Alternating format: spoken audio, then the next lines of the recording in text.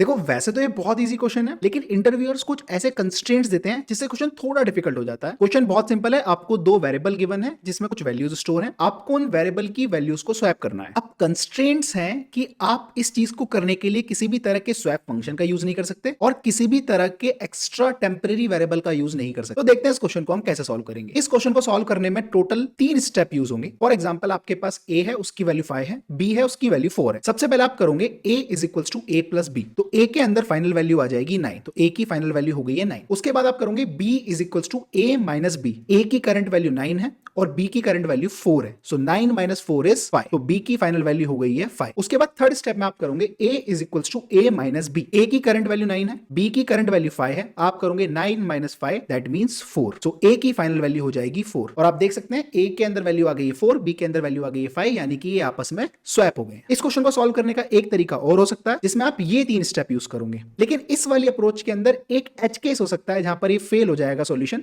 अगर आपको वो एज केस पता है तो कमेंट्स में बताइए, अदरवाइज मैंने ऑलरेडी कैप्शन में दे दिया है, वहां से पढ़ सकते। अब आपके लिए एक और फॉलो अप क्वेश्चन, अगर इंटरव्यूअर आपको बोले कि आपको अरिथमेटिक ऑपरेटर्स का यूज करना भी अलाउड नहीं है, फिर हम कैसे नंबर्स को स्वैप करेंगे? अगर पता है तो कमेंट्स में बताइए, अदरवाइज मिलते हैं कल इसके सॉल्यूशन के साथ। तब तक बाय बाय।